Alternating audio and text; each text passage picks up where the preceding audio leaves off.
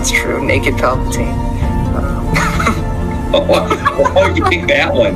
Fresh out of the clone tank, nude Palpatine is my Well, that's the first thing I think of when you say Dark Empire Palpatine.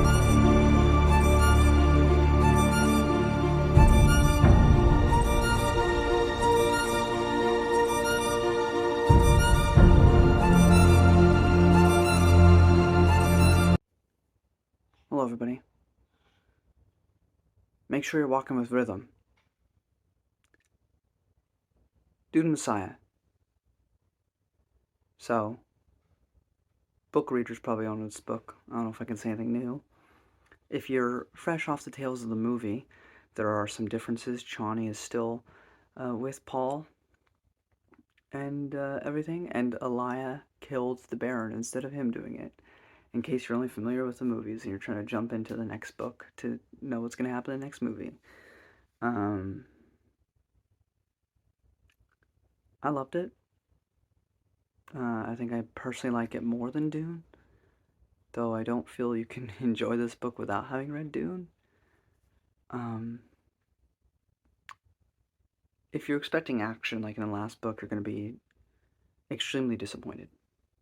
If they make the movie, there's not going to be a lot of action. There's just not a lot of action in Dune Messiah.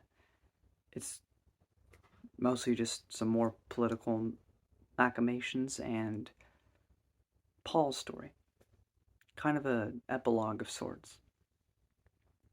Like, I want to say this is better than Dune, but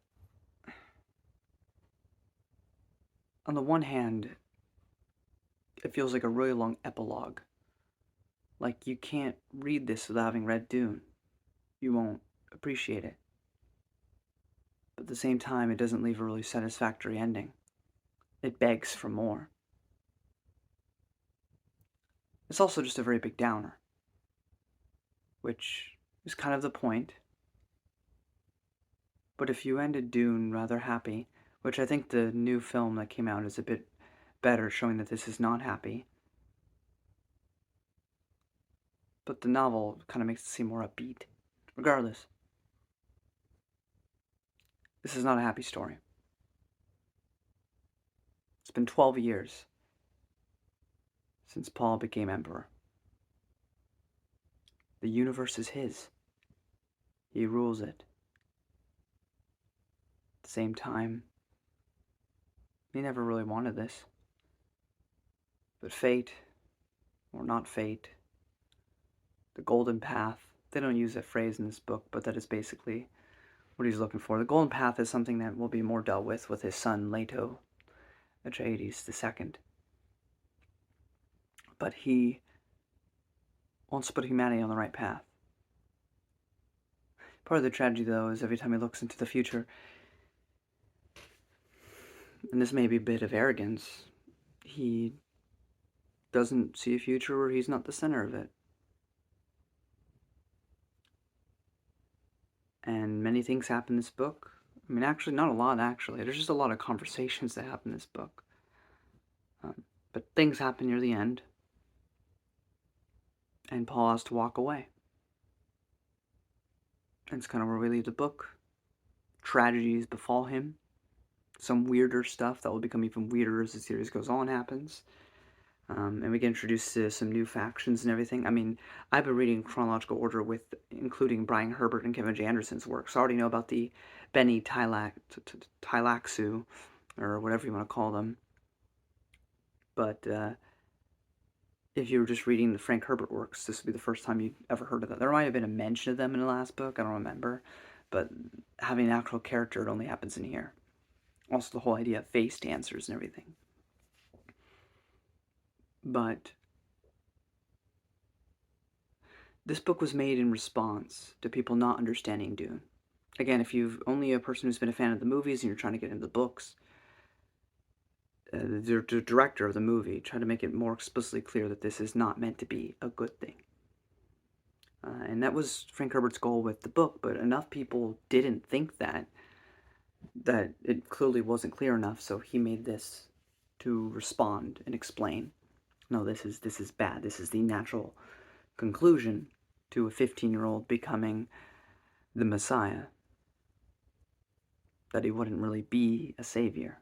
You should never trust in one individual to save you. His very atheistic approach to this series. But it's sad, because it's not that Paul wants to be a dictator or wants to be a terrible person, but, and this is one thing that I think Paul of Dune helps be a nice companion piece to this book, is in Paul of Dune, which is a book written by Frank Hebert's son, you start to see the changes. There are already changes in Paul at the end of Dune, but you start to see more of, he tries to retain what his father instilled in him, of always think of the little people, walk among the normal people, walk among your subjects, so you can understand what it feels like to be them, never forget that. But his father never dealt with prescience, never dealt with being able to see multiple outcomes, multiple different futures and realities, all to reach this golden path. And the more you look into that, the more everything just kind of becomes a number. And it's hard for you to retain that personhood, that the individual. You start looking on a grander scheme, it's hard for you to just look at the individual. And there's so much I could say here, but spoilers and just, I don't really have the words for it.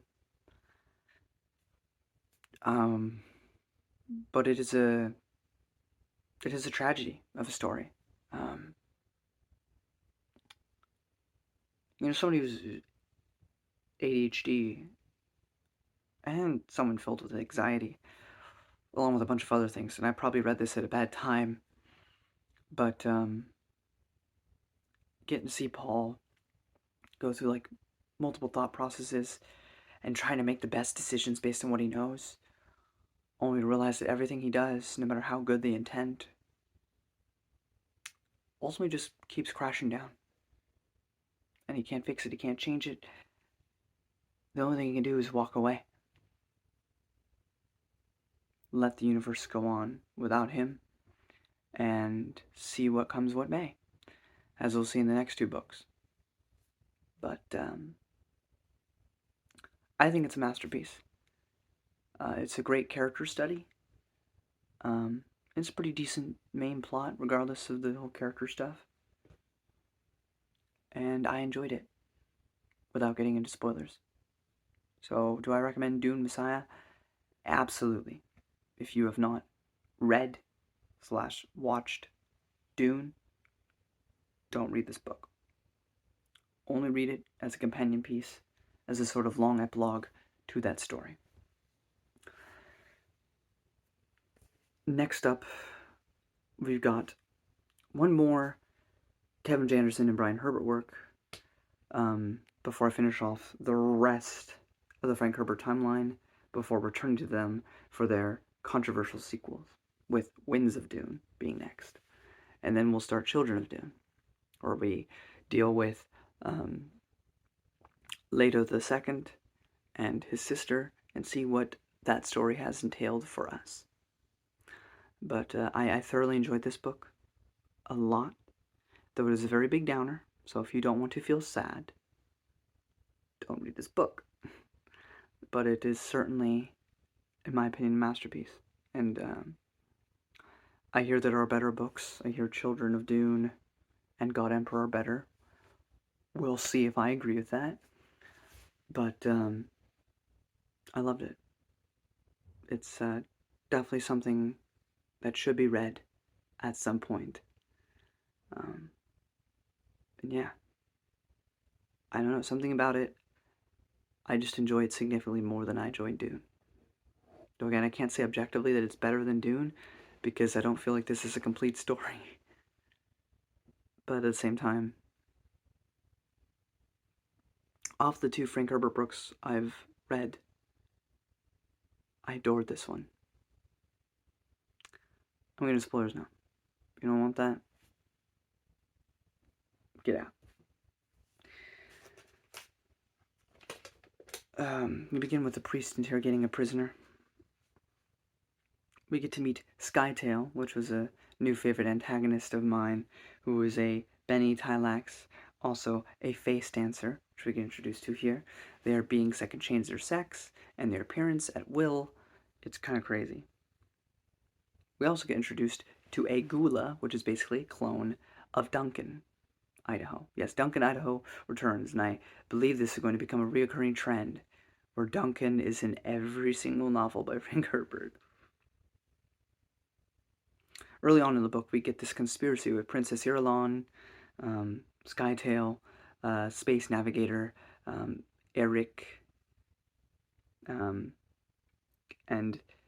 the Bene Gesserit, High Mother, Mohaim,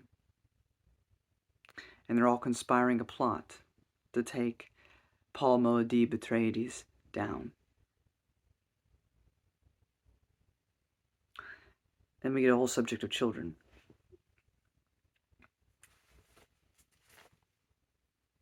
Chani wants children, but for some reason she can't provide any.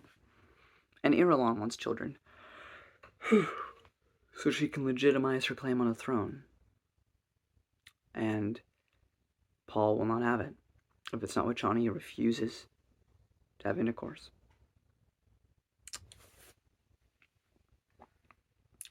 They offer the Gula of Duncan, Idaho to Paul, and he accepts the gift, and we learn that Elia likes him, I guess. There's a weird scene where Elia goes to do like some training naked, and Paul watches her and notices how she's grown, but this is his sister. I mean, I guess I shouldn't be too surprised. We have Game of Thrones, which does the same thing, and even a story, I think, in Lord of the Rings, not Lord of the Rings, but the Silmarillion does that, but it's still icky and weird, and I don't approve of it. But that is something that happens in here. So we get a little bit of weird stuff in here. Paul also starts comparing himself to other people, like Genghis Khan and Hitler, and talks about their death toll numbers, and mentions how he's at 61 billion, because so many people died during the jihad. 61 billion. That's a lot. And 40 religions have been vanquished, so that only his remains.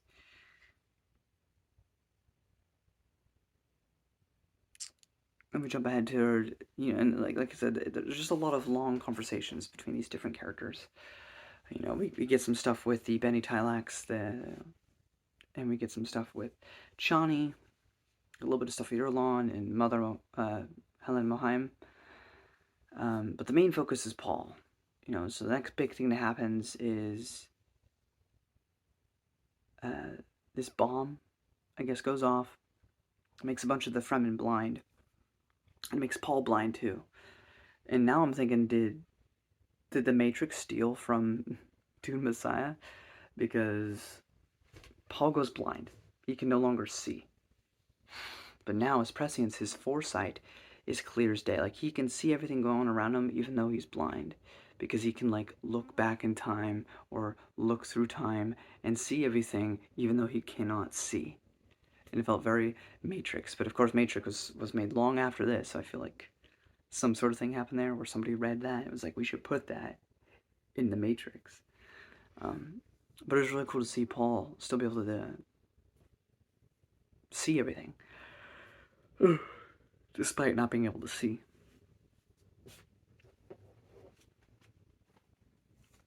We also saw about Duncan's conditioning. There's this dwarf character that conditions Duncan to kill Paul Atreides. However, after talking to Paul, Duncan is fully Duncan for all intents and purposes. He gains his memories and everything, but he can't kill Paul. So he overrides his conditioning. But the tragedy that befalls this book, not only does Paul lose his eyesight, Chani dies during childbirth, giving birth to Paul's 2 children. But again, I call back to Paul of Dune, because there were moments where he wasn't really going to risk Chani's life. And all he wanted to do, he thought about it multiple times throughout this book, I just want to leave with her. Leave this all behind and just live my life with her. But that's not what destiny had in store for him. So she dies. He has 2 kids. And it was the only way for him to be free, in any sense, is for him to go in the desert and to live the rest of his life out there. But at the same time, he has taken himself out of the equation, but he is now deified in the sand. So no matter what, whether he's actively involved or not, he is now deified. He is now a saint. He's now a messiah. I mean, he's already a messiah to them, but now he's going to be this revered figure, that's used as a symbol, regardless if he's actually around or not. It's already implanted. So his influence lives on regardless. And the legend of the Muad'Dib, large and grand as it is, doesn't really show Paul and who he really was. And I think that's one benefit to Frank Herbert's writing. We always get to know what the characters are thinking. The villains, the good guys, everything in between. We know what they're thinking. So I feel like I know who Paul Atreides is. And another tragedy of it all is that nobody else really does, outside of the core few. But they will all worship him. But that's not really who he wants to be or who he ever was. He got put in a situation. If you read Dune, it was that or the Harkonnens rule. Either way, life would have sucked. He saw the prescience, he saw the future, he saw the best way for humanity to move forward, and he went with it. Only at the personal cost to him and everything he cares about. But we'll see how that bears fruit in Children of Dune and God Emperor. But it's a very sad and tragic story. Paul did so much for these future visions he saw. And worst part is he has to doubt. He has no idea if this is truly going to help or not. He just trusts that this is the best outcome. But there's so much more I could say. Probably should have read this and done a book club with somebody else. But it is what it is, I guess. But it's phenomenal. It's a good read. And it was well worth your time. So as this is the end of Paul Muad'Dib's story, subscribe for the Lisan al-Ghalib, voice of the outer worlds. I'll see you next time when we get into the next adventure of the Dune Saga. Till then, guys. Bye-bye.